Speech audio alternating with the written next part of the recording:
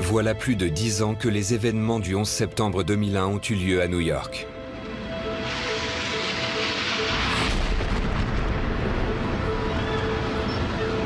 Cette tragédie a laissé derrière elle des milliers de personnes en deuil et une nation traumatisée.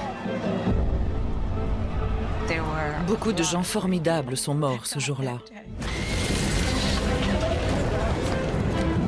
Mais il y a une autre version du 11 septembre. C'est l'histoire de 6000 personnes qui ont réussi à fuir la tour nord du World Trade Center en moins de 2 heures. J'aurais dû mourir, c'était fini.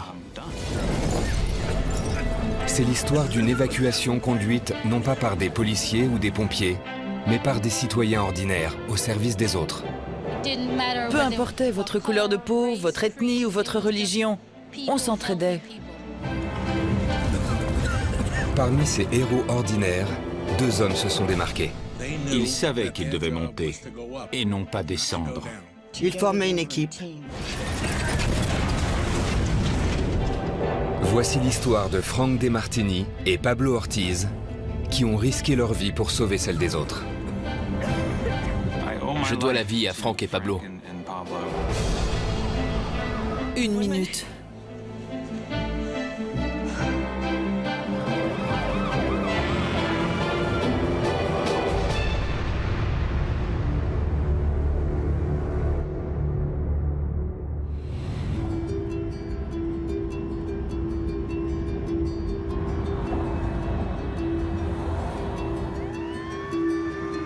À New York, le 11 septembre 2001, c'est l'heure de pointe comme tous les jours.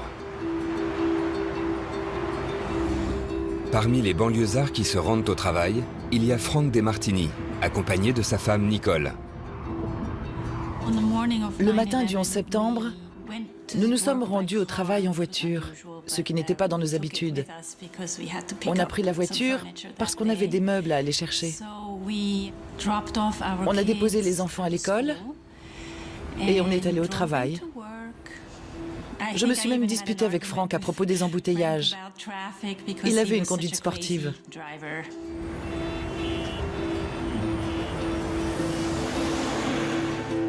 Frank et Nicole vivent avec leurs 2 enfants dans le quartier de Fort Greene, à Brooklyn. Frank n'a jamais pensé qu'il avait quelque chose de plus que les autres. C'était un homme ordinaire, un homme comme tout le monde. Il s'entendait aussi bien avec le type qui lui cirait les chaussures qu'avec son patron.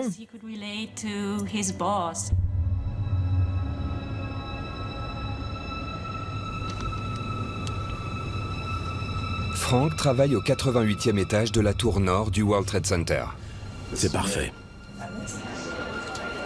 En tant que maître d'œuvre de l'autorité portuaire, il est en charge d'un espace de travail de 1,2 km².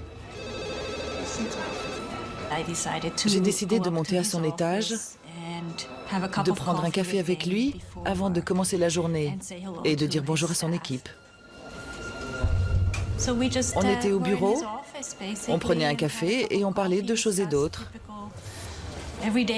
Et c'est à ce moment-là que l'avion s'est crashé au-dessus de nous.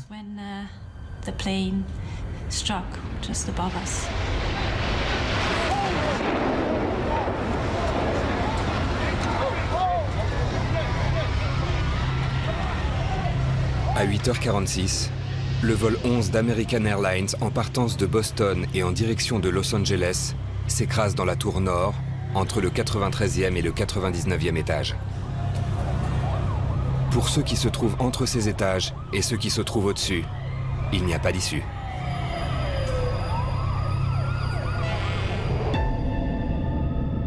Mais pour ceux qui se trouvent 5 étages en dessous du point d'impact, la vie tient à un fil. Ils sont dans une zone critique, très proche du brasier et très loin du sol.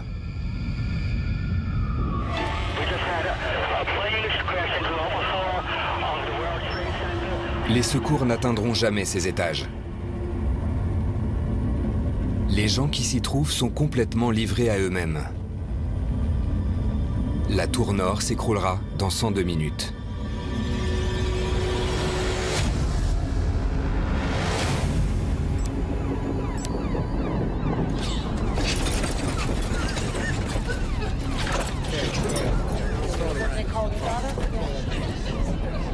88e étage, 15 mètres sous la zone d'impact, c'est la confusion, mais pas la panique. Ça va, Jerry? C'était quoi? Aucune idée. Tout le monde va bien? Frank et ses 30 collègues ignorent que le gratte-ciel vient d'être touché par un avion rempli de passagers pris en otage par des terroristes. On a pensé qu'une explosion devait avoir eu lieu au-dessus de nous. On ne savait pas ce qui s'était passé. Ça me serait pas venu à l'idée qu'un avion se soit écrasé dans le bâtiment. Ce genre de choses n'arrive pas quand le ciel est si dégagé. Tout le monde va bien? Aucun blessé? L'atmosphère est tendue. Mais les personnes présentes sont loin d'imaginer ce qu'elles vont découvrir dans le couloir.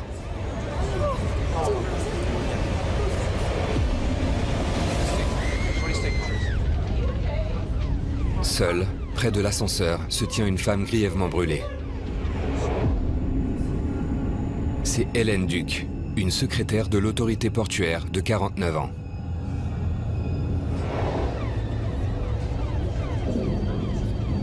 Quand l'avion s'est écrasé, un mur de flammes s'est répandu dans l'ascenseur où se trouvait Hélène, brûlant tout sur son passage. Ses cheveux fumaient encore et elle déambulait comme un zombie. Ses vêtements étaient en lambeaux. Ses lunettes avaient été emportées. J'étais sous le choc. Je ne la reconnaissais pas. C'est là que tout le monde comprend que quelque chose de très grave est en train de se produire. C'est quand j'ai regardé son bras, sa peau partait en lambeaux, que j'ai compris ce qui s'était passé.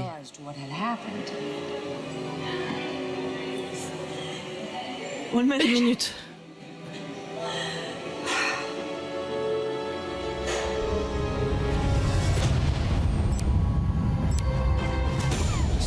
Gardez votre calme. Un homme prend la situation en main. C'est le maître d'œuvre, Frank DeMartini. Pablo, prends les radios. Frank est arrivé. Je ne sais pas trop d'où, mais il avait l'air de savoir tout de suite ce qu'il fallait faire.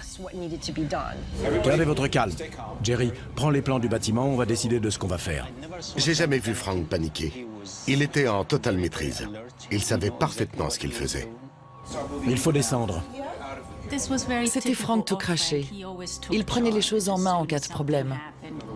Bon, t'as essayé la sortie C? Frank a détendu l'atmosphère. Tout le monde avait une confiance aveugle en lui. On savait qu'il nous sortirait de là sain et sauf. On en était persuadés. Je veux que vous alliez tous dans ce bureau.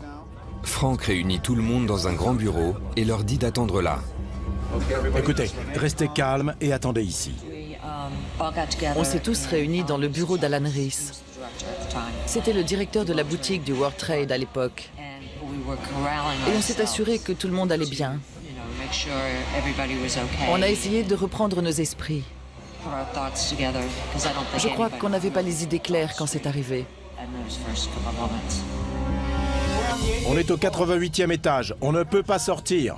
Frank utilise le système radio de l'autorité portuaire pour alerter ses collègues à l'extérieur.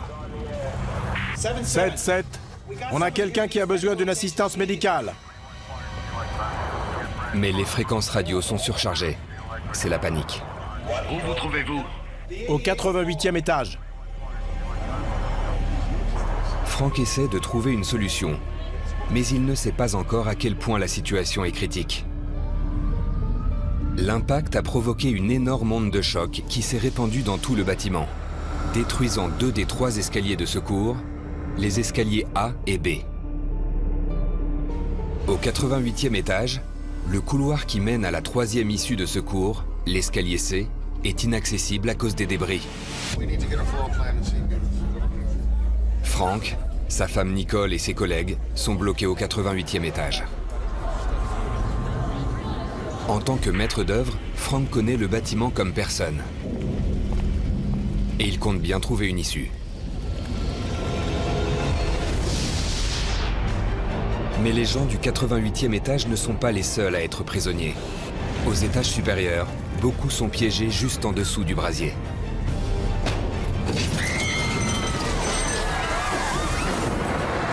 Dans les 90 minutes à venir, les vies de ces gens seront liées, pour toujours.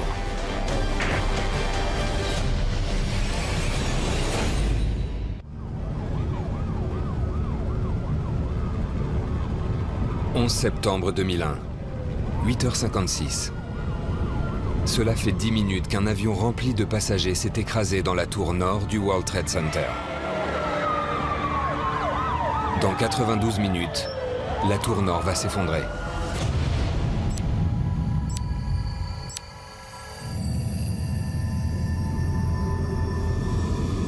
Au 88e étage, seulement 5 étages en dessous de la zone d'impact, 30 employés de l'autorité portuaire sont bloqués. Ils ignorent ce qui s'est passé et la seule issue vers l'escalier de secours est obstruée par des débris.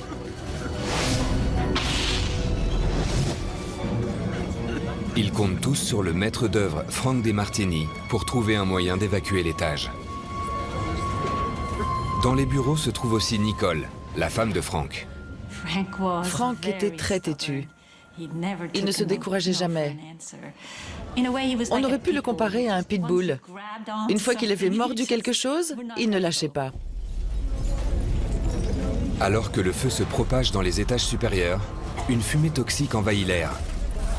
Il devient encore plus urgent d'évacuer les lieux.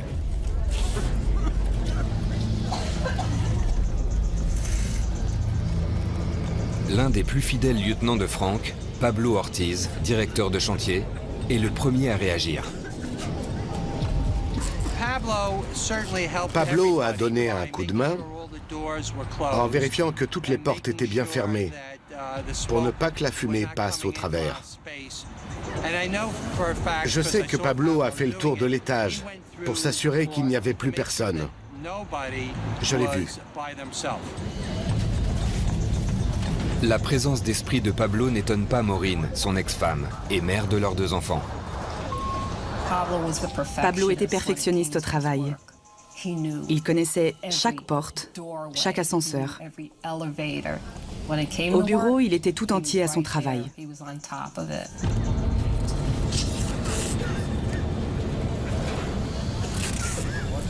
15 minutes ont passé depuis le crash du vol 11 et la tension monte.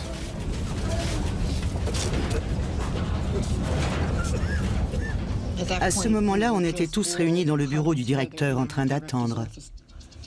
Je crois que j'étais un peu sous le choc, comme tout le monde. On se posait des questions. On ne comprenait pas ce qui se passait, c'était effrayant.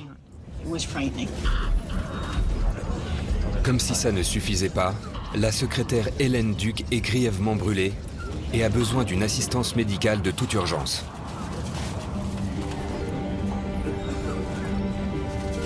Frank DeMartini cherche toujours un moyen d'évacuer l'étage. Il a découvert que 2 des escaliers de secours étaient bloqués, mais il semble que le 3e, l'escalier C, soit empruntable.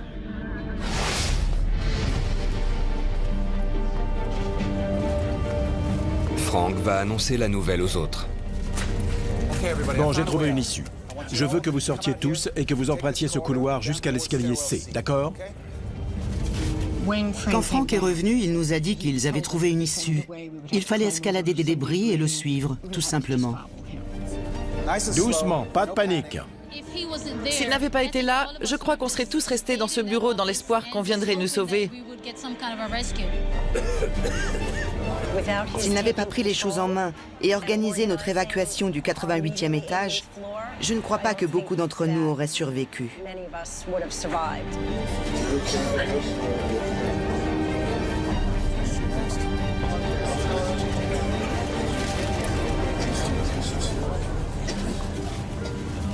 Les 30 collègues de Frank et sa femme commencent à se diriger vers la sortie.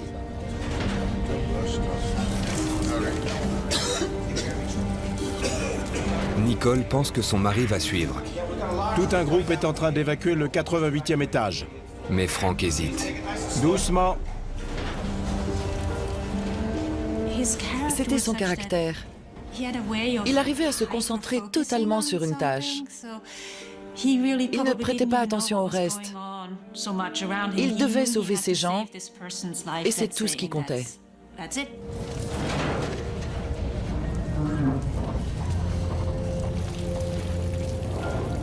La dernière chose qu'il m'a dite, c'est « J'arrive, je te suis ». Mais Frank ne la suit pas. Il décide de fouiller le reste du 88e étage pour s'assurer qu'il ne reste plus personne. Pablo Ortiz se porte volontaire pour l'accompagner. Et cela prend du temps. Chaque étage est un véritable labyrinthe de bureaux qui s'étale sur plus de 1000 mètres carrés. Y a quelqu'un? Après une fouille complète, ils sont sûrs que tout l'étage est évacué. Mais ce que Frank et Pablo ignorent, c'est qu'à quelques mètres d'eux, au 89e étage, des dizaines de personnes attendent d'être évacuées.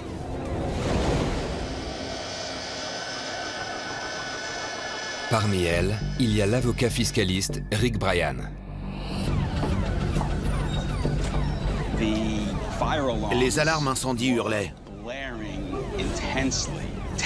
Une dizaine de personnes se disputaient pour savoir s'il fallait évacuer, quitter les bureaux ou trouver un moyen de sortir du World Trade Center, ou bien attendre des directives officielles. Moi, je pensais qu'il valait mieux rester là et attendre que quelqu'un nous dise quoi faire. Lors des exercices d'alerte incendie au sein du World Trade Center, si l'alarme incendie retentit, les employés sont formés pour ne pas quitter leur bureau et attendre les instructions diffusées dans les haut-parleurs.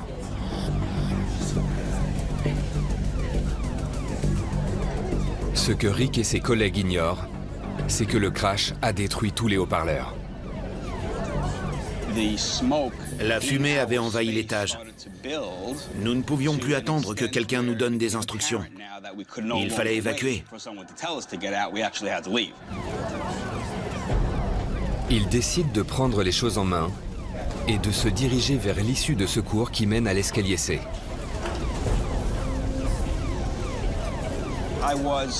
J'étais en tête de cortège. Tout le monde me suivait et c'était un peu « Eh ho, on rentre du boulot ».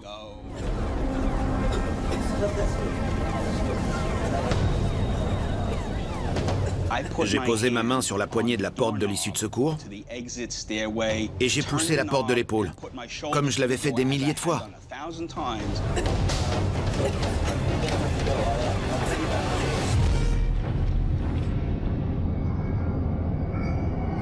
Mais la porte était bloquée.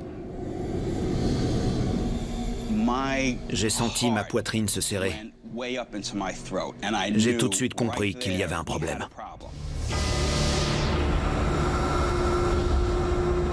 Quand l'avion s'est crashé, l'impact a été si violent qu'il a ébranlé le bâtiment, bloquant ainsi les portes de l'escalier C au 89e étage.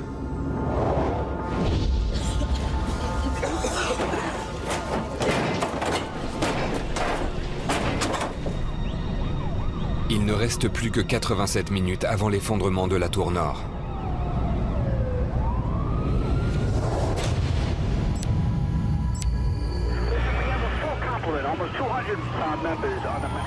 Mais Rick et ses collègues ne sont pas les seuls à être piégés au 89e étage.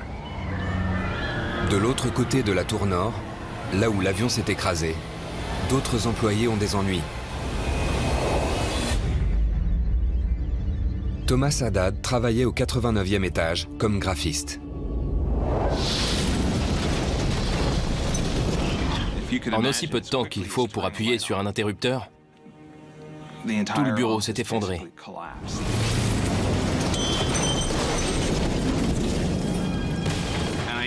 J'étais dans l'embrasure de la porte. Nous étions 5 au bureau et tous en ligne à ce moment-là. Et j'ai compris que si l'un d'entre nous s'était trouvé 1 mètre plus loin à gauche comme à droite, il serait probablement mort aujourd'hui.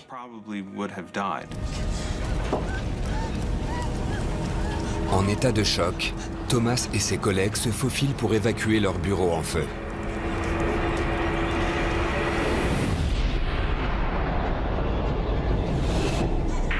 Le 88e étage est totalement évacué.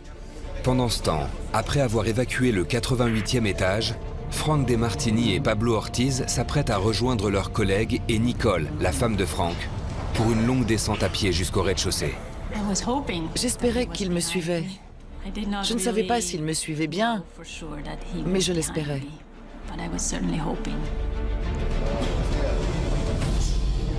C'est alors que quelque chose attire l'attention de Frank. Quelqu'un tape contre une porte de secours. Et le son semble venir de l'étage supérieur. Tu entends? Va chercher l'engrenage. Mac Hanna travaillait aussi pour Frank au 88e étage, et tout comme Pablo, il a décidé de rester pour apporter son aide. C'est Frank qui a pris la décision de monter. Moi, je lui ai dit qu'il ne fallait pas monter, que c'était très dangereux. Mais il nous a convaincus d'y aller. Ici le maître d'œuvre. Pendant que des centaines de personnes descendent les escaliers pour se mettre à l'abri, Frank décide de monter les étages. Il faut monter. Ouais, on monte aux étages supérieurs. En cela, ce n'était pas un homme comme les autres. Il a pris la décision de monter au lieu de descendre.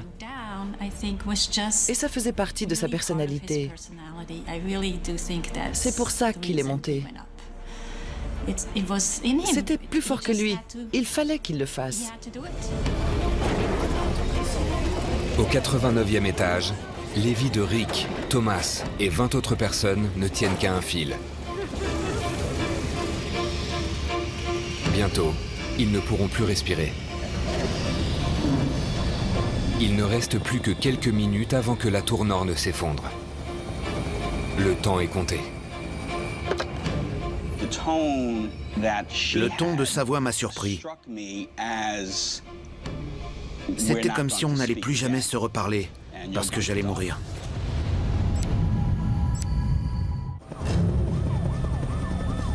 Il est 9h02. Cela fait 16 minutes que le vol 11 s'est écrasé sur la tour nord du World Trade Center. Elle va s'effondrer dans seulement 86 minutes.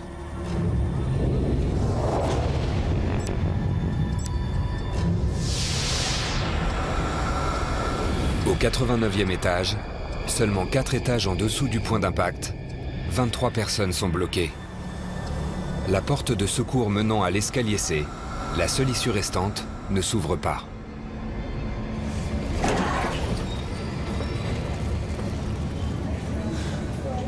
Rick Bryan et ses collègues sont sortis des bureaux enfumés et se sont regroupés dans les bureaux du cabinet d'avocats Drinker, Biddle & Reese, où l'air est plus respirable. Tout ce qu'ils peuvent faire à présent, c'est s'asseoir et attendre les secours.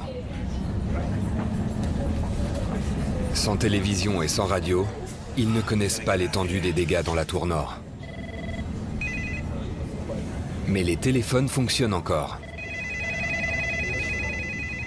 Les téléphones du cabinet d'avocats n'arrêtaient pas de sonner. La réceptionniste n'était pas à son poste, donc je me suis assis à son bureau et j'ai commencé à répondre au téléphone. Drinker, Biddle & Reese, j'écoute. C'en était presque comique. Je me souviens avoir pensé à l'absurdité de cette scène. Le bâtiment était quand même en feu. Drinker, Biddle & Reese, j'écoute. Et tout à coup, j'ai eu une femme au téléphone. Elle disait être une associée du cabinet Drinker, Biddle & Reese.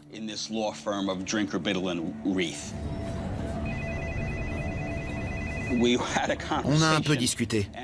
Apparemment, elle savait ce qui se passait.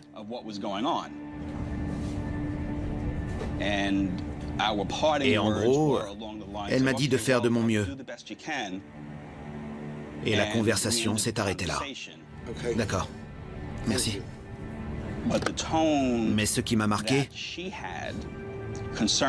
c'est le ton de sa voix. C'était comme si elle me disait qu'on ne se reparlerait plus et que j'allais mourir.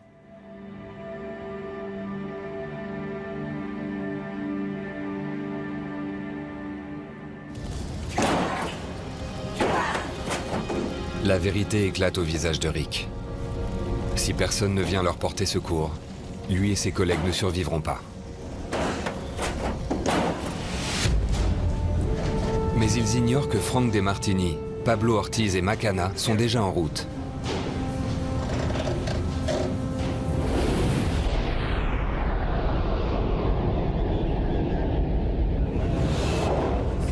De l'autre côté du 89e étage, Thomas Haddad et ses collègues se sont réfugiés dans les bureaux d'une société voisine.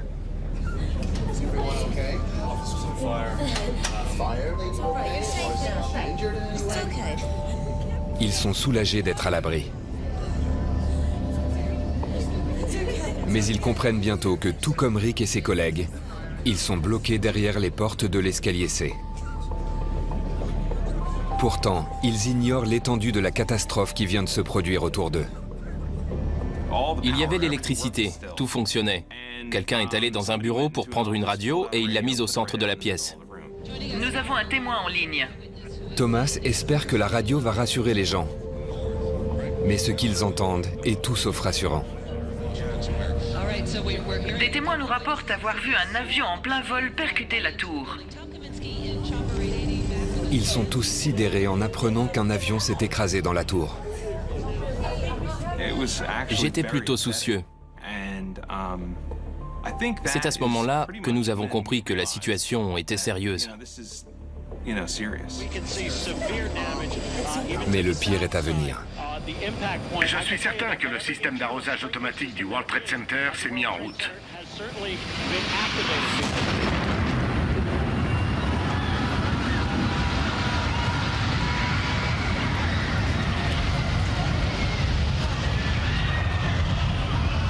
À 9h03, le vol 175 de United Airlines s'écrase dans la tour sud, 17 minutes après le crash du premier avion. Un deuxième avion vient de s'écraser? Dans la première tour. L'autre tour? Oui, il a foncé dessus. Ça fait comme des confettis. On voit des débris voler autour de la tour sud. On a vu une explosion. Il fallait couper cette radio.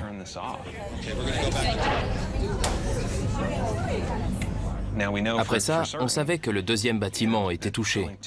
Et c'était volontaire. C'était un acte de guerre.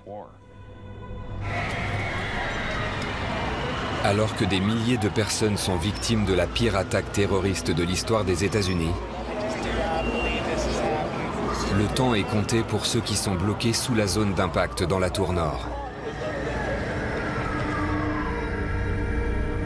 Ces deux tours ne seront plus qu'un amas de gravats dans seulement 83 minutes.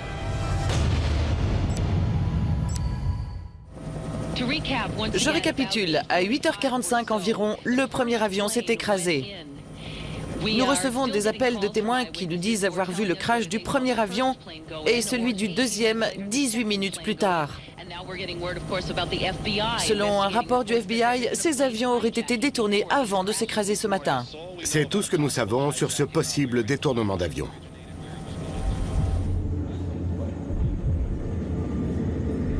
Pour les 23 personnes, dont Rick Bryan, avocat fiscaliste, et Thomas Haddad, graphiste, qui sont bloqués au 89e étage de la tour nord, la situation se complique. Non seulement la porte donnant sur l'issue de secours refuse de s'ouvrir, mais la fumée de l'incendie commence aussi à envahir tout l'étage.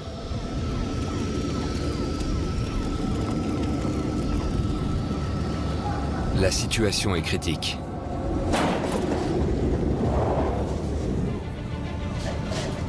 Mais les secours arrivent.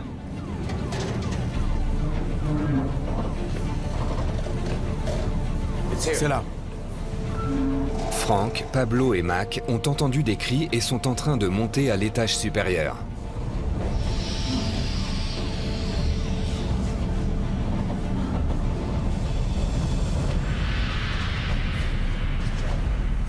Alors que les secondes s'écoulent, ils ne parviennent pas à ouvrir la porte. C'est bloqué.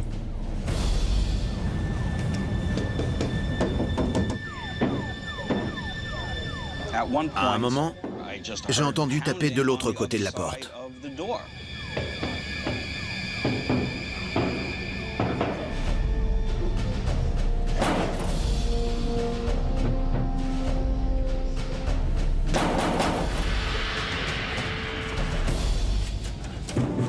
viens vous chercher. Accrochez-vous. Il y a des gens de l'autre côté. Frank comprend alors qu'il y a peut-être un autre moyen d'ouvrir la porte. Tu as un pied de biche? Oui, au bureau. Ok, super. Le mur autour de la porte n'est pas en béton ou en acier, mais en plâtre.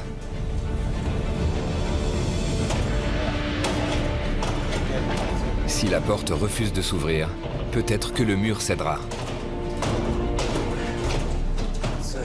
Ça a fait boum. Ils ont fait un trou de la taille d'un poing dans le mur. Et j'ai tout de suite mis ma tête dedans pour voir qui était de l'autre côté. Et à ce moment-là, quand j'ai mis ma tête dans le trou, un autre type a fait la même chose de l'autre côté. Et on s'est retrouvés face à face, presque nez à nez. Est-ce que ça va? Pas de blessés? Oui, ça va. On arrive, ne vous inquiétez pas. Reculez. 89e étage. Oui.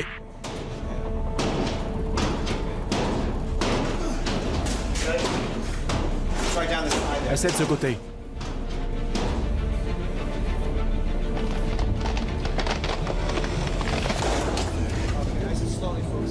Le fait de casser le mur débloque la porte. Tout le monde peut maintenant commencer à descendre les milliers de marches pour atteindre le rez-de-chaussée. 15 à 20 personnes. Grâce à Frank, Pablo et Mac, d'autres personnes ont au moins une chance d'en sortir vivants. J'ai passé la porte grâce à ce type dont j'ai appris le nom plus tard. Frank DeMartini. Je lui ai juste dit merci. Et d'un geste de la tête, il a répondu de rien. Et j'ai commencé à descendre les marches. C'est la dernière fois que je l'ai vu.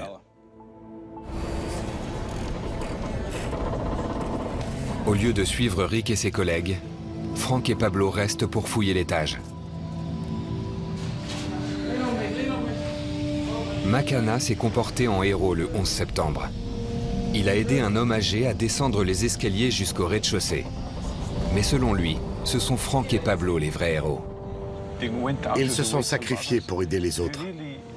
C'est un acte généreux. Ils n'ont pas pensé à eux.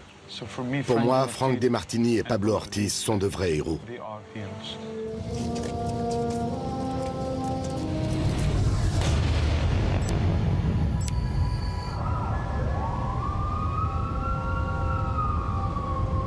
L'incendie en haut de la tour nord continue de s'étendre, affaiblissant la structure du bâtiment. Pendant ce temps, de l'autre côté du 89e étage, le graphiste Thomas Haddad et les autres attendent désespérément les secours. J'ai laissé des messages à ma femme. Je savais qu'elle était à la salle de sport et non pas au bureau. Alors j'ai laissé 4 messages. Ma voix était de plus en plus fébrile. Je me suis dit que j'allais t'appeler. Je voulais juste lui parler. Je t'aime. On commençait à être envahis par l'émotion. Des gens pleuraient, d'autres étaient bouleversés. Je me sentais seul. Alors qu'il y avait 10 personnes autour de moi. C'était bouleversant. Et à ce moment-là, personnellement, j'ai baissé les bras.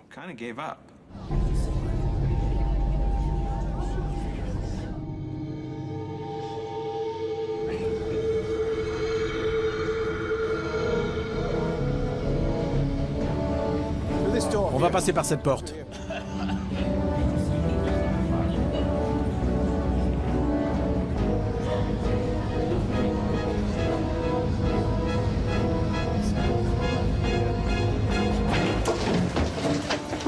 Tout va bien se passer. Quand j'ai vu leur visage, et je m'en rappelle comme si c'était hier, je me suis dit, allez, on va sortir de là.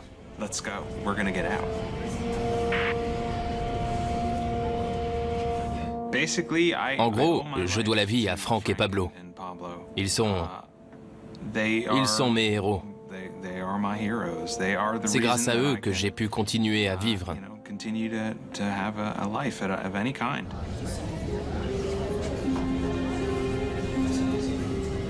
On a suivi ces deux hommes jusqu'à la porte menant à l'escalier. J'étais le dernier au 89e étage. Et ces deux hommes de l'autorité portuaire se tenaient devant l'escalier. Tout le monde avait commencé à descendre les marches et eux, ils nous regardaient descendre. Et ensuite, l'un d'eux s'est tourné vers l'autre et a dit « Non, non, on remonte. Je crois qu'il y a d'autres personnes plus haut. » On fait quoi? Ouais. Ça semble fou. Surtout qu'on savait qu'après avoir quitté le 89e étage, on ne pourrait plus y accéder.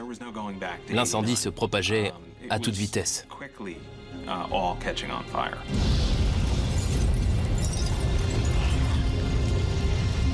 Malgré le feu et la fumée toxique, Frank et Pablo décident de monter plus haut dans la tour nord dans l'espoir de trouver des survivants.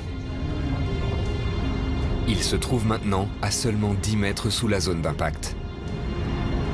Et ils n'imaginent pas ce qui les attend. C'est la peur qui règne ici au World Trade Center. 2 avions se sont écrasés dans les tours à quelques minutes d'intervalle. Le premier s'est écrasé à 8h15. Nous sommes le 11 septembre 2001 et il est 9h11. Dans la tour nord, plus de 50 personnes travaillant au 88e et 89e étage descendent lentement les escaliers. Ils doivent tous cette chance de survivre à Frank DeMartini et Pablo Ortiz. Ils sont à 300 mètres du sol et doivent descendre plus de 2000 marches pour rejoindre le rez-de-chaussée. Mais cela se fait dans le calme. Une fois dans l'escalier, on s'est cru en sécurité. Notre calvaire était terminé. Tout le monde gardait son calme. On s'inquiétait de la santé des autres. La plupart des gens ignorent ce qui s'est passé. Et l'avocat fiscaliste Rick Bryan aussi. Je ne sais pas pour quelle raison, mais Nathan était le seul à avoir du réseau. Le signal était faible. On était en train de descendre l'escalier et à un moment, au hasard d'un virage à droite ou à gauche, il a réussi à appeler sa femme, Shelley. J'ai appelé ma femme pour lui dire que j'allais bien. J'étais dans la cage d'escalier et elle m'a dit de continuer à descendre, de ne pas m'arrêter. Je sentais la panique dans le ton de sa voix. Elle était en train de regarder les infos et elle savait ce qui se passait. Alors que moi, non. Je sentais cette panique, cette angoisse dans sa voix. Et je lui ai demandé ce qui se passait. Et dans un style télégraphique, elle a répondu « Un avion rempli de passagers s'est écrasé dans le bâtiment. C'est une attaque terroriste. Dépêche-toi de descendre. » Au début, quand Nate m'a dit ça, je n'y ai pas cru. Ça me semblait impossible. Il avait du mal à comprendre ce que sa femme avait dit. Le réseau était brouillé. Et puis, vous savez, Nate, qui est un super type, un de mes meilleurs amis, est commercial. Il s'est baratiné, c'est son travail. Les commerciaux racontent des histoires incroyables. Ils exagèrent. Je pensais qu'il brodait autour d'une information qu'on lui avait donnée. Personne ne peut imaginer que le bâtiment risque de s'écrouler d'une seconde à l'autre.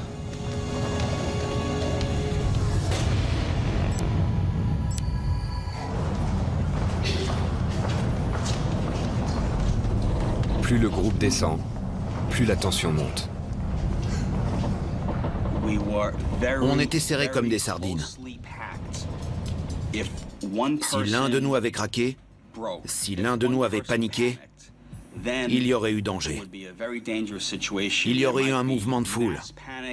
Et beaucoup auraient été blessés puisqu'il n'y avait pas de possibilité de sortir.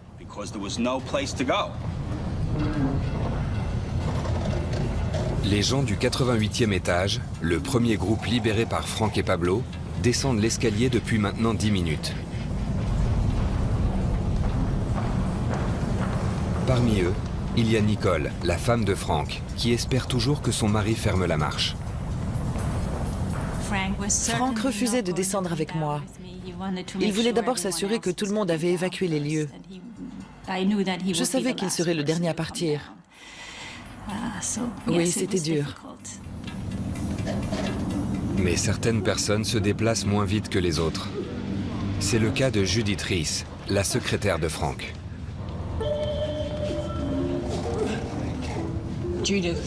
Judith souffrait d'asthme, donc elle avait beaucoup de mal à respirer à cause de la fumée et de la situation elle-même. Elle était un peu en surpoids. Entre ça et l'asthme, elle avait du mal à marcher.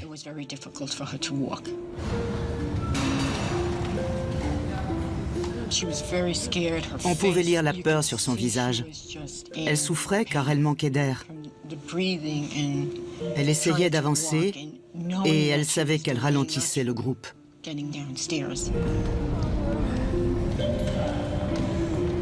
Sans doute galvanisés par l'héroïsme de Frank et Pablo, des collègues de Judith refusent de l'abandonner. On a continué à descendre, mais en prenant notre temps. On savait qu'on arriverait en bas. On serait simplement les derniers. Les gens s'entraidaient, faisaient attention à leurs voisins, que ce soit un inconnu ou non. Les gens s'entraidaient.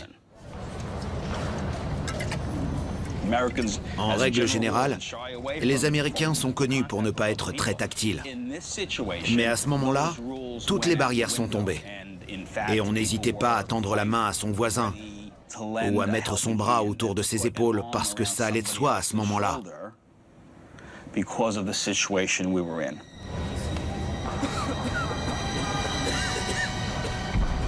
Rick Bryan et ses collègues du 89e étage, le deuxième groupe libéré par Frank et Pablo, avancent également doucement. Ils sont ralentis par la foule qui envahit la cage d'escalier. Il n'y a pas de chiffre officiel, mais on pense qu'environ 6000 personnes ont tenté d'évacuer la tour nord du World Trade Center le 11 septembre. Non seulement la cage d'escalier était étroite, mais en plus elle était noire de monde. Les gens qui descendaient formaient deux files. Et à un moment, une porte s'est ouverte et des gens ont commencé à arriver sur le palier pour descendre les escaliers. La porte s'est ouverte devant moi, donc j'ai tout naturellement tenu la porte aux autres.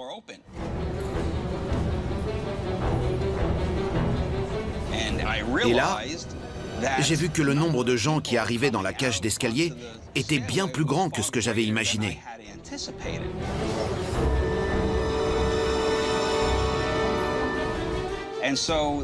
Une question m'a traversé l'esprit. Fallait-il continuer à tenir la porte par politesse ou fallait-il continuer à descendre? Et alors que je suis en train d'hésiter, je regarde les gens qui étaient dans la même file que moi. Et je vois qu'ils sont tous en train de me fixer et de se demander si je vais continuer à tenir la porte ou si je vais avancer pour que ceux qui sont derrière moi puissent continuer à descendre. Il fallait que je me décide.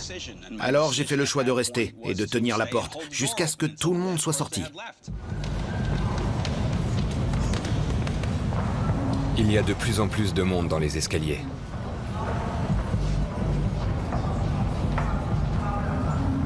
Thomas Haddad et ses collègues, le troisième groupe libéré par Frank et Pablo, n'ont descendu que 7 étages sur les 89 lorsqu'ils apprennent qu'ils ne pourront pas aller plus loin. Ceux qui nous devançaient ont commencé à remonter les marches. Et j'ai entendu quelqu'un dire qu'on ne pouvait plus passer. Dans l'impossibilité d'avancer, le groupe décide de couper par le 82e étage et espère ainsi emprunter l'un des 2 autres escaliers de secours.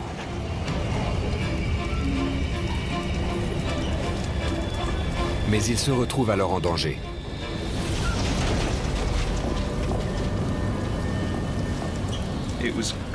Cet étage était bien plus touché que les étages supérieurs. Les murs s'étaient écroulés. La fumée était épaisse et tout était en feu. Il fallait enjamber les débris. La fumée était si épaisse. Et les néons n'arrêtaient pas de s'éteindre et de se rallumer. On était déboussolés. Il y avait des flammes tout autour de nous. C'était vraiment terrifiant. Aveuglé par l'épaisse fumée, Thomas s'égare et perd son groupe de vue.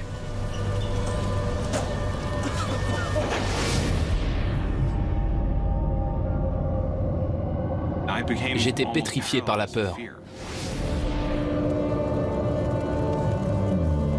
Galvanisés par le courage de Frank et Pablo, ceux qu'ils ont sauvés se trouvent animés d'une bravoure héroïque. Et alors que Thomas se croit définitivement perdu, il voit sa collègue Sabrina se frayer un chemin dans l'épaisse fumée pour le secourir. Quand j'ai été séparé des autres, je me suis senti désespéré.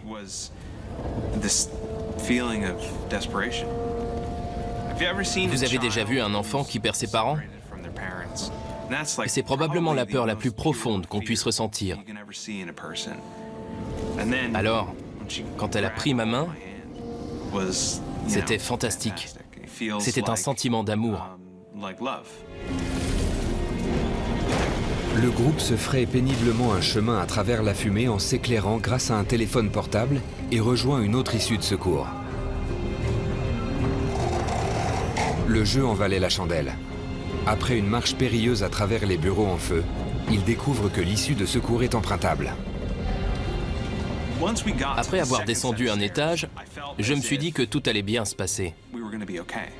Le calvaire était terminé et il ne nous restait plus qu'à descendre ces 82 étages.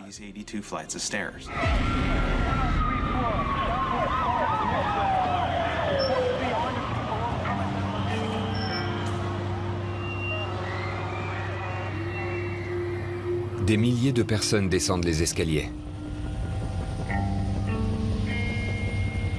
À cause de l'incendie et de la fumée épaisse, les hélicoptères ne peuvent pas se poser sur le toit.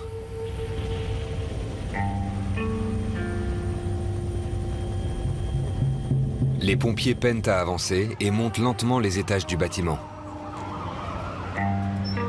Chacun d'eux porte 27 kilos d'équipement sur le dos et tente de se frayer un chemin dans la marée humaine. Votre attention!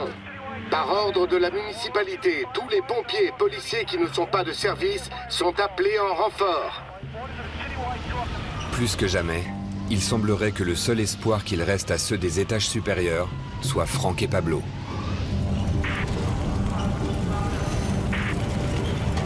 Mais alors que les deux hommes approchent de la zone d'impact, la fumée s'épaissit et le feu les entoure. Ça va aller? Afin de dégager l'issue de secours pour les survivants encore présents dans le bâtiment, ils utilisent les tuyaux à incendie pour éteindre les flammes.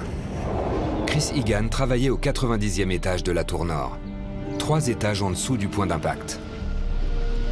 Au début, Chris et ses collègues n'ont pas bougé et ont obéi aux consignes de sécurité incendie du World Trade Center. Mais alors que les flammes et la fumée se propagent, ils comprennent qu'ils ne peuvent plus attendre. Je me suis dit, bon, de toute évidence, c'est grave, on ne peut pas rester ici. Il faut sortir d'ici. Alors, j'ai saisi un extincteur. La fumée était épaisse dans le couloir. Mais on pouvait au moins essayer d'éteindre les flammes pour rejoindre les escaliers. On est arrivé devant la cage d'escalier. Bien sûr, l'adrénaline monte. J'ai un extincteur dans une main. Et sur ma gauche, je vois 2 hommes qui montent au 91e étage et qui utilisent les lances à incendie. C'est bien. Continuez à descendre. Je n'avais pas vu qu'il y avait de l'eau. Donc, quand j'ai posé le pied sur la première marche, j'ai descendu les suivantes sur le dos. Cramponnez-vous. Il y avait un homme debout là où j'étais tombé. Il m'a dit de lâcher l'extincteur et d'avancer. Toutes les preuves indiquent que les 2 hommes que Chris a vus étaient Frank DeMartini et Pablo Ortiz. Ils venaient d'évacuer les 88e et 89e étages et de sauver la vie de 53 personnes. Mais Frank et Pablo ne sont pas encore prêts à descendre. Il se trouve maintenant 3 étages en dessous de la zone d'impact. Il fait chaud et sombre. Et ils ont du mal à respirer. Accrochez-vous l'un à l'autre.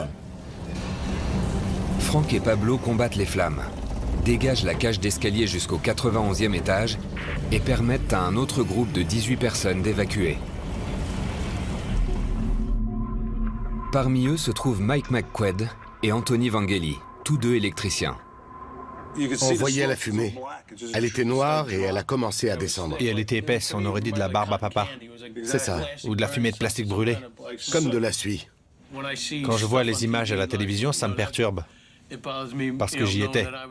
Nous y étions, mais on n'a rien vu de tout ça. J'ai essayé d'appeler ma femme.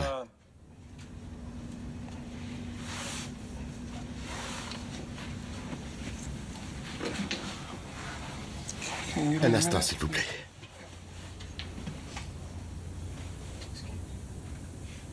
Bon, j'ai appelé ma femme. Et je lui ai dit que j'essayais de sortir de là.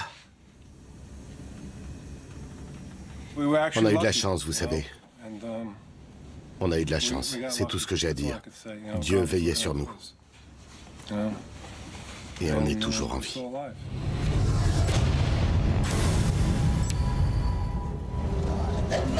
Attends. Pendant 30 précieuses minutes, Frank DeMartini et Pablo Ortiz n'ont pas pensé une seconde à leur propre sécurité et ont risqué leur vie pour sauver plus de 70 personnes. On est au 91e étage. On dirait que l'accès est bloqué.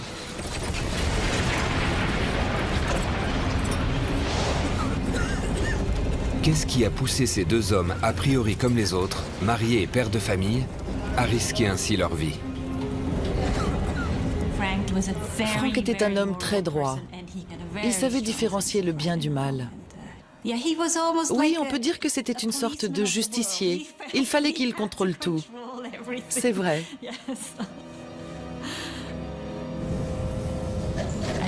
Je ne pense pas qu'il se soit dit « J'en ai déjà assez fait, c'est à mon tour de sortir ».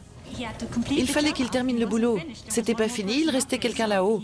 Donc il fallait qu'il aille sauver la vie de cette personne. C'est tout. Pablo était dans la Navy de 1970 à 1976. Et je crois que la guerre du Vietnam a vraiment changé sa vie. Il a beaucoup souffert de voir tant d'hommes mourir et de ne rien pouvoir y faire. Alors cette fois-ci, il n'était pas question pour lui d'abandonner qui que ce soit. Il ne voulait pas reproduire ce qui s'était passé au Vietnam. Je crois que l'escalier C est bloqué. Plus de 1300 personnes sont encore bloquées dans les 20 étages au-dessus.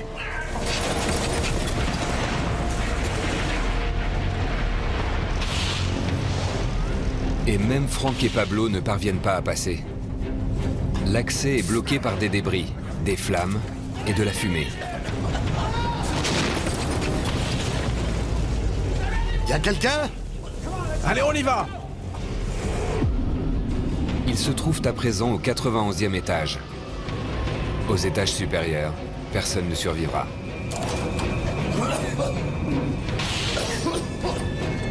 Ils commencent enfin à descendre. Mais la mission de Frank et Pablo n'est pas encore terminée.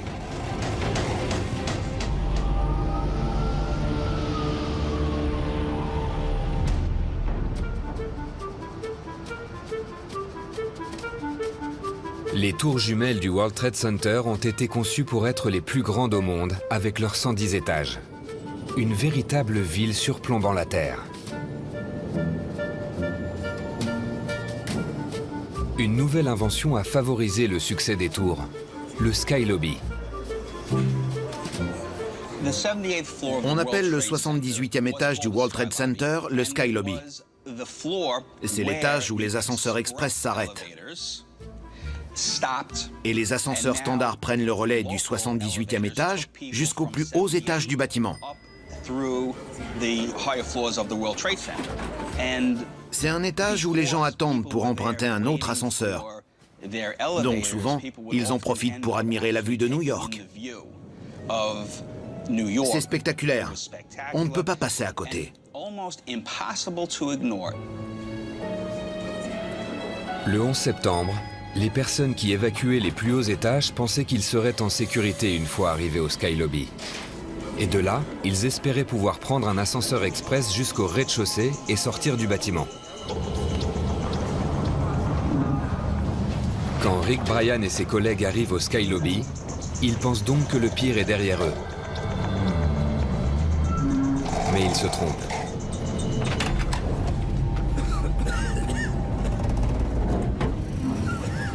Le magnifique Sky Lobby n'est plus qu'un tas de ruines. Le 78e étage, qui était autrefois un magnifique lieu très spacieux, était ravagé. Les murs s'étaient écroulés. Il y avait des trous au plafond. Les portes des ascenseurs avaient été détruites. Il était plongé dans l'obscurité. Allez, avancez! Aveuglé par la fumée, Rick se perd et se sépare de ses collègues.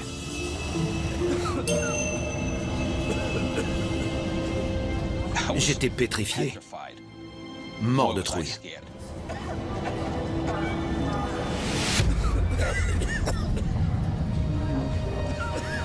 Thomas Haddad et ses collègues ne sont pas très loin. Quand on est arrivé au 78e étage, l'escalier avait été endommagé. On était encore dans la cage d'escalier, mais sur un palier. Et ce palier faisait toute la largeur du bâtiment. Alors on a traversé, et c'était comme marcher presque tout un pâté de maison, mais à l'intérieur d'un bâtiment. Et quand je suis arrivé au bout du couloir, sur la gauche, j'ai vu une issue de secours qui menait au rez-de-chaussée. Et devant nous, il y avait 2 portes blindées. Sur l'une des 2 portes, il y avait un panneau sortie avec une flèche indiquant les escaliers sur la gauche. Au bout du couloir, il y avait 2 hommes qui se disputaient. L'un d'eux disait qu'il fallait suivre la flèche et descendre les escaliers parce que c'est ce qu'indiquait la flèche. Alors que l'autre disait qu'il s'était déjà retrouvé dans cette situation lors de l'attentat de 93 et qu'il fallait aller par là. Et cet escalier mène directement à la rue. Si vous suivez la flèche, vous allez traverser le bâtiment dans l'autre sens. Prenons les escaliers qui mènent à la rue. Ils n'arrêtaient pas. Finalement, le premier a dit « Je suis la flèche. Faites comme vous voulez. » Alors, bonne chance. Bonne chance aussi. Alors, quand tous mes collègues sont arrivés à ma hauteur, j'ai décidé de suivre le type qui avait déjà fait ça. On va par là.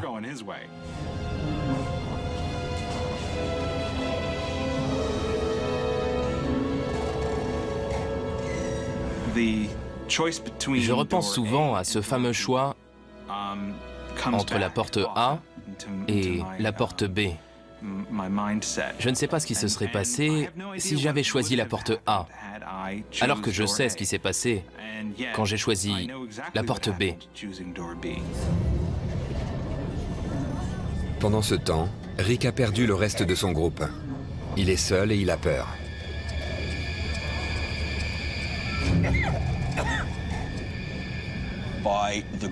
Grâce à Dieu, je suis tombé sur des gens qui faisaient une file indienne.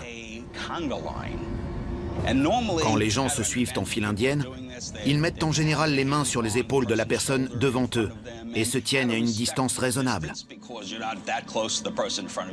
Mais là, je m'accrochais si fort aux épaules de ce type que j'avais l'impression que j'allais le casser en 2. Les gens étaient terrifiés à l'idée de se perdre.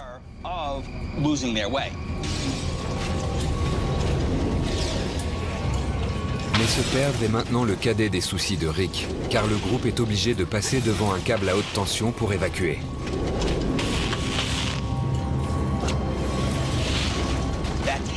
Le câble se tortillait au-dessus de nous. Il faisait des étincelles, des flammes. On était en train de marcher dans une flaque d'eau. J'avais très peur que ce câble touche le sol alors que nous étions en train de marcher dans cette flaque.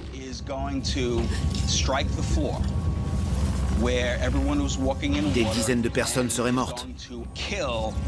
J'étais persuadé que j'allais mourir. that this is again how I'm going to die.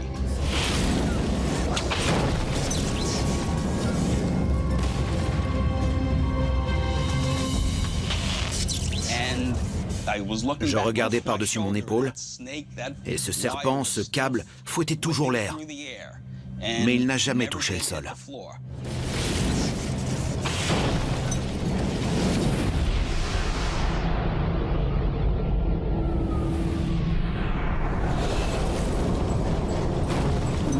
Découragés par la fumée et les flammes au 91e étage de la tour nord, les agents de l'autorité portuaire Frank DeMartini et Pablo Ortiz descendent enfin. Mais pas par le chemin le plus court. Tout en descendant, ils inspectent le bâtiment étage par étage pour sauver encore quelques vies. Y a quelqu'un ici? Y a quelqu'un ici?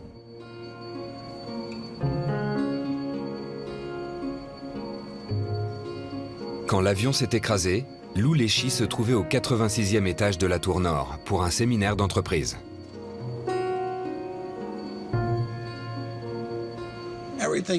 C'était surréaliste. On aurait dit une toile de Dali. J'étais assis à ce bureau.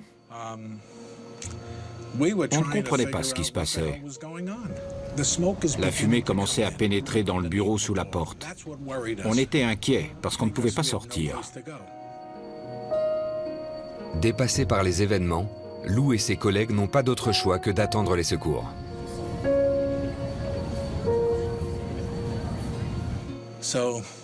On ne savait pas quoi faire.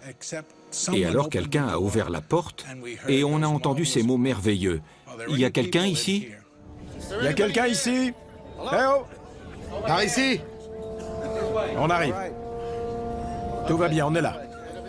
En escortant Lou et ses collègues jusqu'aux escaliers, Frank et Pablo ont sauvé 6 personnes de plus. Nous n'étions que 6. Ils auraient pu passer à côté de nous sans nous voir. Personne ne criait. Et nous avions de la fumée jusqu'à la taille. Mais c'étaient des professionnels de l'autorité portuaire. Ils ont eu du cran. Leur travail, c'était de monter, pas de descendre.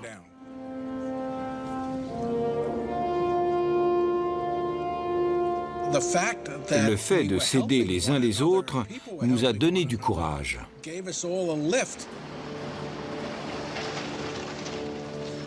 Plus tard, certaines personnes m'ont dit « j'y étais » et j'ai aidé des gens. Et ce n'était pas pour se vanter, mais pour exprimer ce sentiment d'appartenance. Ils en étaient fiers. Oui, il faut le dire. Cet endroit, ce jour, a changé nos vies. Une fois que Lou et ses collègues sont évacués, il ne reste plus grand monde à sauver.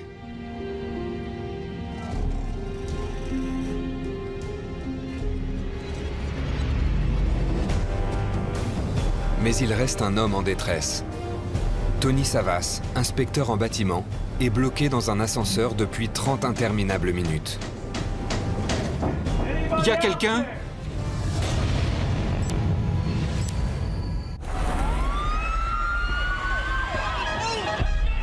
Il est 9h16. 72 minutes avant l'effondrement de la tour nord. Les employés du World Trade Center sont en train d'en sortir.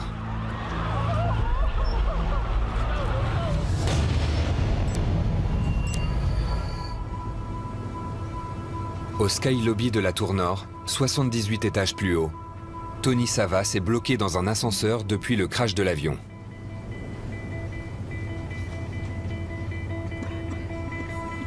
Des centaines de personnes sont passées devant l'ascenseur alors qu'elles évacuaient l'étage.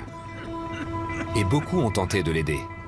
Parmi eux, il y a le banquier Keith Merolls, qui se trouvait au Sky Lobby pour prendre un ascenseur jusqu'au 100e étage quand l'avion s'est écrasé. J'avais failli entrer dans l'ascenseur, mais il était plein aux 3/4. Alors j'ai renoncé et j'ai décidé d'attendre le prochain. L'avion s'est écrasé quelques secondes plus tard. Il y avait de la fumée partout et des débris par terre. Tout le monde hurlait, c'était la panique. Un homme et moi-même avons entendu taper derrière la porte d'un ascenseur. Il y a quelqu'un ? Vous m'entendez? Avec ce monsieur, on a alors tenté d'ouvrir les portes.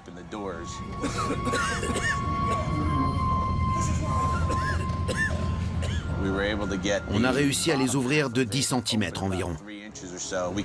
On pouvait voir Tony de l'autre côté, mais on n'arrivait pas à ouvrir suffisamment les portes. On a essayé quelques minutes, et puis on lui a dit qu'on n'arrivait pas à ouvrir les portes et qu'on allait lui envoyer quelqu'un. Non! Désolé. Ensuite, j'ai culpabilisé. Je me suis dit que j'aurais dû en faire plus. Après 10 minutes au 78e étage, je suis parti.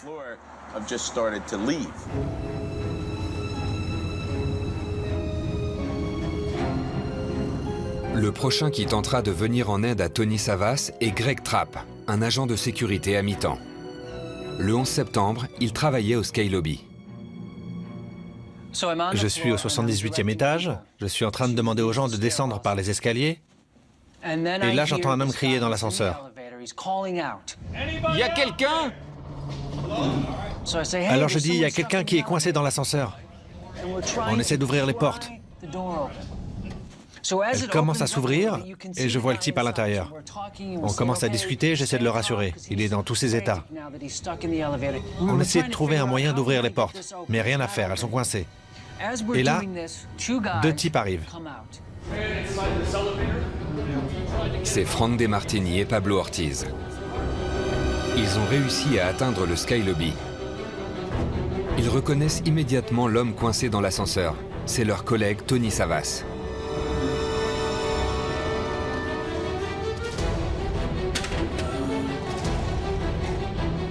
Vous voulez que je vous donne un coup de main? Allez, encore une fois. Là où d'autres ont renoncé, Frank et Pablo, eux, ne baissent pas les bras. Voilà. Ça vient. Ça vient. Ça vient. Et voilà. Voilà. Sortez-le de là. Merci. Merci, les gars. C'est le soulagement. Mais Frank, avec son œil d'architecte, remarque quelque chose. Quelque chose de très inquiétant. Il saisit immédiatement sa radio. Les ascenseurs express menacent de s'écrouler. C'est Alan Rees qui reçoit le message. Alan était le patron de Frank et Pablo, le responsable du World Trade Center. Il est aujourd'hui en charge de la reconstruction. À la radio, c'était la panique. Les gens criaient « au secours ». Et puis Frank a diffusé un message dans les haut-parleurs via la fréquence Zulu pour dire de ne pas s'approcher des ascenseurs. Il disait qu'il risquait de tomber. Il n'expliquait pas pourquoi, mais il avait vu quelque chose en haut. Frank DeMartini est-il le premier à imaginer le pire? Les tours risquent-elles de s'effondrer?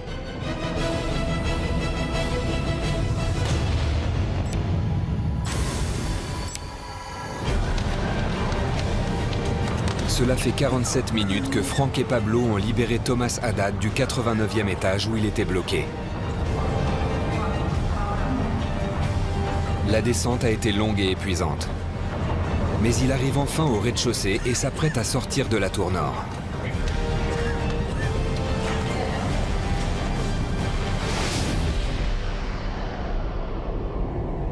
Mais rien ne l'avait préparé à ce qu'il s'apprête à voir dehors. On est sorti par une toute petite porte qui menait à la rue. Il y avait des débris en feu un peu partout. Et à ce moment-là, le temps s'est arrêté. Je ne voyais que des piles de trucs, des débris, des morceaux de bâtisse, des gros morceaux de je ne sais pas quoi. Je n'arrivais même pas à distinguer ce que c'était. Quand vous marchez dans la rue, vous n'imaginez pas voir un bras ou un morceau de torse humain par terre. C'était surréaliste. Ça n'avait pas de sens pour moi. Alors, je me suis arrêté.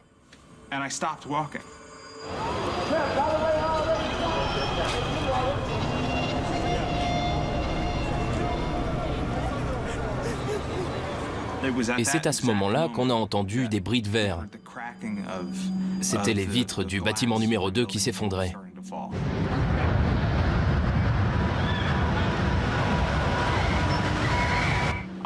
J'ai cru que le bâtiment allait nous tomber dessus. Et j'ai crié « Courez !»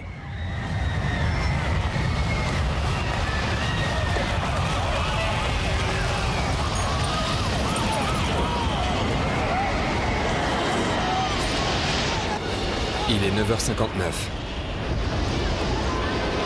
La tour sud a été touchée en deuxième, et pourtant, elle est la première à s'écrouler. Dans la tour nord, Rick Bryan continue de descendre les escaliers. On marchait depuis tellement longtemps, une éternité. Je suis en train de compter les marches que je descends, je lève les yeux et je vois que je suis au 11e étage. Et tout à coup, on entend un énorme grondement.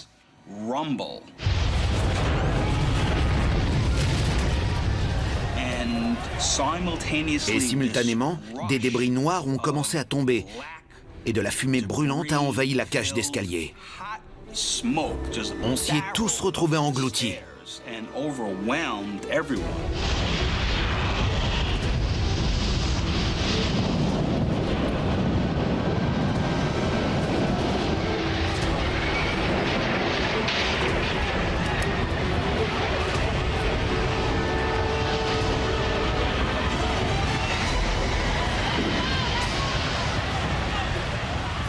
J'ai couru aussi vite que j'ai pu dans la rue. Et là, je me suis dit, ça va me tomber dessus.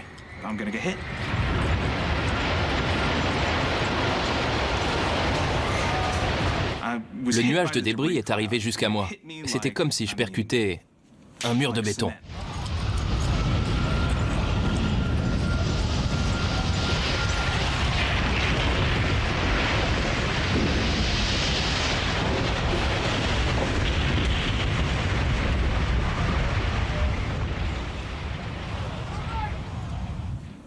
Je n'y voyais plus rien. C'était un bruit tellement sourd qu'on aurait pu croire qu'il régnait un silence de mort. Il y avait tant de bruit que je n'entendais rien.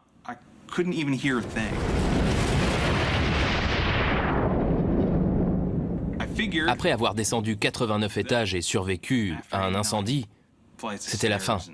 J'étais fichu. Et j'ai crié, aussi fort que j'ai pu.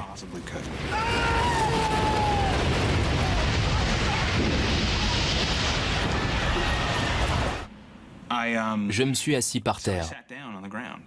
Et je me suis dit, ça y est, laisse-toi faire. C'est bon. Prisonnier du nuage de fumée libéré après l'effondrement de la tour sud et séparé de ses collègues, Thomas a perdu le goût de vivre. Mais il se souvient d'une discussion qu'il a eue avec sa femme. Son père est mort lorsqu'elle avait 15 ans. Ma femme et sa famille ont été dévastées par cette perte. C'était quelques jours après l'anniversaire de sa mort et elle m'a dit « Peu importe ce qui arrive, ne me laisse pas tomber. Ne me laisse pas tomber. » Et je lui en ai fait la promesse. Je lui ai promis que ça n'arriverait pas, que je n'allais pas mourir jeune. Je me suis rappelé de cette discussion et je me suis relevé. Je me suis dit que j'avais fait une promesse et que je ne pouvais pas abandonner. Alors j'ai mis ma chemise sur la tête, puisqu'on n'y voyait rien de toute façon. Et j'ai tenté de me souvenir à quoi ressemblait la rue avant de ne plus pouvoir la voir. Il y avait le trottoir, et puis, plus loin, un immeuble. Je pourrais peut-être y entrer. Alors j'ai commencé à avancer les mains tendues devant moi et ma chemise sur la tête. Je suis monté sur le trottoir et je suis entré dans l'immeuble. J'ai poussé la porte et je suis entré. Je me suis retrouvé dans le hall d'entrée avec environ 1000 autres personnes. Des gens criaient, d'autres hurlaient car ils étaient bouleversés. Et j'ai fondu en larmes. Une femme s'est approchée. C'était un officier de police. Elle s'est assise à côté de moi et m'a demandé pourquoi je pleurais. Et j'ai répondu, ils sont tous morts. On a descendu 89 étages et ils sont tous morts. Elle a répondu, ça va aller. Vous êtes en état de choc post-traumatique. Alors je l'ai regardé dans les yeux et j'ai dit, post-traumatique, vous croyez ?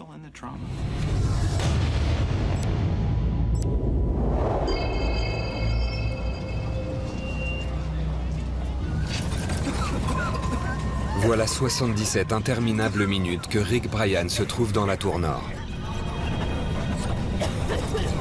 Il lui reste 11 étages à descendre. Après l'écroulement de la tour sud, et quand la cage d'escalier a été envahie par la fumée, on est resté coincé là plusieurs minutes. On ne pouvait plus bouger. Personne ne savait ce qui s'était passé. Personne ne disait quoi que ce soit. Parfois, un pompier nous aveuglait avec sa lampe torche. Alors, on a continué à descendre les escaliers depuis le 11e étage. On descendait les marches plus vite. Je me suis senti très soulagé quand je suis enfin arrivé au premier, puis au rez-de-chaussée.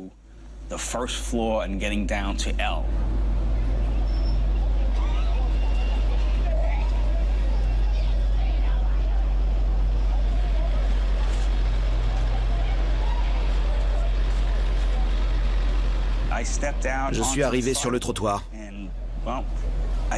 Je ne pouvais pas imaginer ce qui avait pu détruire aussi facilement les camions de pompiers. Les ambulances étaient écrabouillées, et les voitures de police aussi. Tout autour de moi, il n'y avait que des morceaux de béton et d'acier, des débris, du verre et des cendres. Partout. On aurait dit Hiroshima après l'explosion de la bombe atomique. Ça ressemblait à ça. J'ai vu un pompier en face du World Trade Center. J'ai essayé de lui parler, mais je bégayais. Je n'arrivais plus à parler, j'étais sous le choc. Et j'ai dit au pompier, il y a un cadavre là. Et là, il s'est tourné vers moi et m'a regardé comme si j'étais complètement cinglé. Et il m'a répondu « Avancez » ou quelque chose de ce genre. Mais il me regardait bizarrement.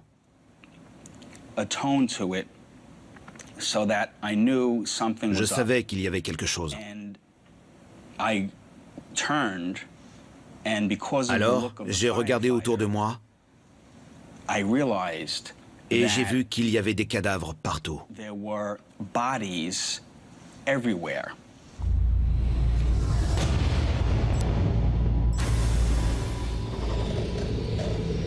Presque toutes les personnes secourues par Frank DeMartini et Pablo Ortiz dans les étages les plus élevés ont réussi à sortir, sauf deux.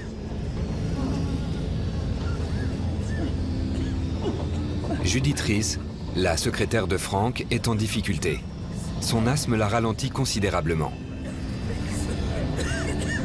Un de ses collègues du 89e étage, Jeffrey Gertler, refuse de l'abandonner. Avec Judith, on était en train de descendre les marches. On devait être vers le 12e étage. Son chemisier était trempé, elle transpirait beaucoup. Et tout à coup, elle a été prise de panique et elle m'a dit « On va mourir. On va mourir. Je suis trop lente. » Je lui ai répondu que ce n'était pas parce que nous étions les seuls dans la cage d'escalier que nous allions mourir. Je suis désolé. Et tout à coup, 5 pompiers en uniforme sont arrivés d'au-dessus. Ils ont vu Judith assise sur les marches et moi qui essayais de la rassurer. Et ils m'ont dit, on va la porter jusqu'en bas. Et là, j'ai dit à Judith, « Judith, ne vous inquiétez pas, je reste à côté de vous. On arrivera au rez-de-chaussée ensemble. »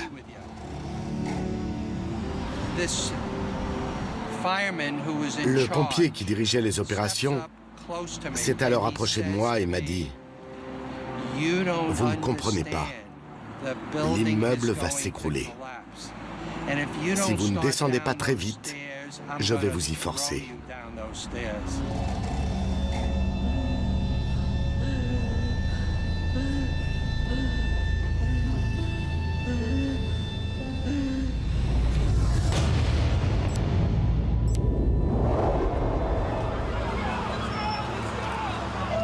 Nicole, la femme de Frank, a réussi à sortir du World Trade Center. Elle est dans la foule qui se dirige vers le nord de la ville. Je ne pouvais pas regarder derrière moi. Après ça, je ne pouvais pas. J'entendais les gens autour de moi qui criaient « Oh mon Dieu, regardez! Regardez ce qui s'est passé !» Les gens se retournaient pour regarder, mais je ne pouvais pas. J'ai continué à avancer. Je ne pouvais pas regarder.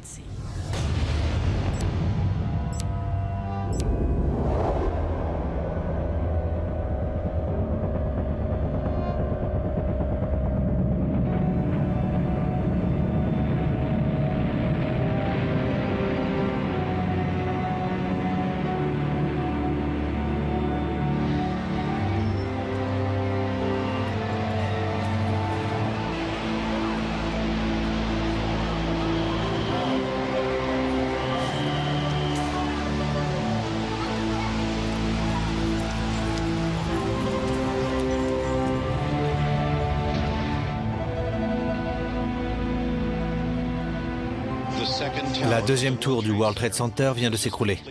Nous le voyons par la fenêtre. C'est incroyable. Les personnes de la rédaction pleurent et se serrent dans les bras. Quelle vision d'horreur. J'en tremble. C'est horrible. 2752 personnes sont mortes lors de l'attentat du World Trade Center. Parmi elles, Frank DeMartini et Pablo Ortiz. Les circonstances de la mort de Frank et Pablo restent un mystère. On n'a jamais retrouvé leur corps. Je savais que Frank ne s'en était pas sorti, mais je refusais de l'admettre. À ce moment-là, je sentais qu'il ne s'en était pas sorti.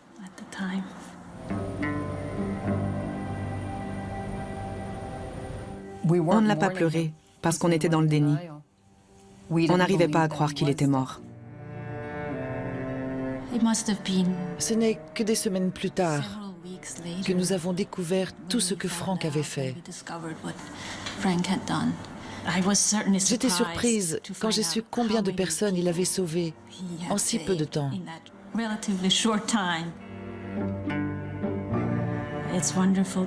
C'est merveilleux qu'il ait sauvé autant de vies. Mais il n'a pas sauvé sa peau. Et c'est ce qui comptait pour moi.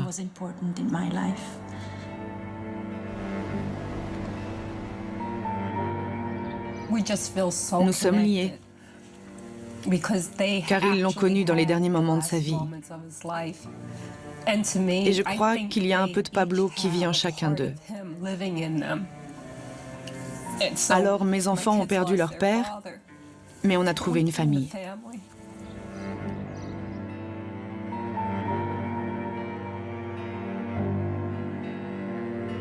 Frank et Pablo ont sauvé 77 personnes le 11 septembre.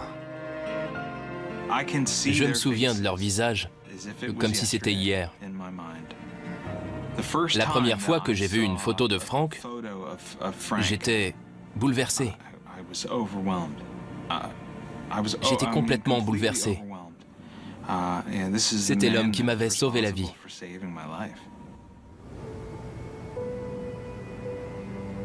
Mais d'autres ne s'en sont pas sortis. Le corps de Tony Savas, le dernier homme que Frank et Pablo ont sauvé et qui était coincé dans l'ascenseur au 78e étage, a été découvert dans le hall d'entrée au rez-de-chaussée, à quelques mètres de la sortie. La secrétaire de Frank, Judith Reese, a aussi péri quand la tour s'est effondrée.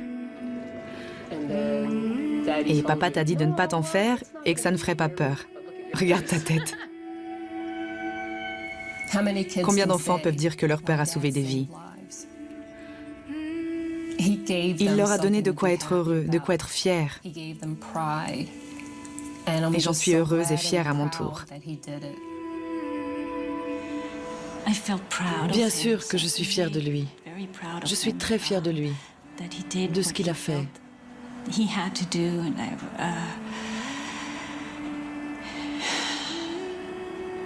Mais je suis aussi triste et en colère.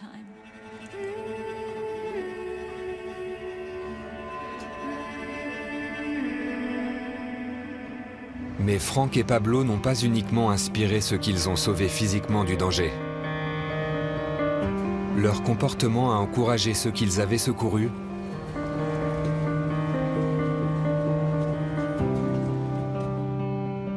Mike McQuaid et Anthony Vangeli ont secouru 6 hommes coincés dans un ascenseur au 50e étage. Tout en descendant, Patricia Cullen a utilisé son pass pour ouvrir toutes les portes et vérifier les étages.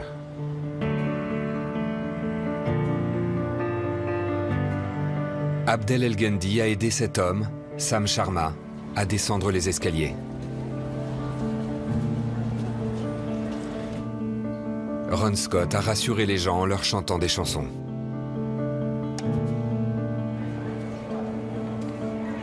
Doreen Smith et Jerry Gator sont restés auprès d'Hélène Duke, la secrétaire grièvement brûlée qui travaillait avec Frank, jusqu'à la sortie.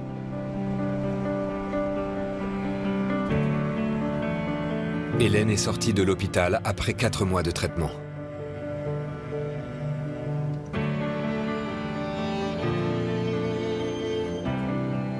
Personne n'arrive à voir le côté positif, mais nous si, parce que chacun aidait son voisin. Personne ne poussait dans les escaliers. Les gens se révèlent dans les pires situations, et je crois que c'est ce qui s'est passé ce jour-là. Si la situation venait à se présenter, si j'avais l'occasion de donner ma vie pour sauver celle des autres, je le ferais. On m'a sauvé la vie. J'en ferai de même.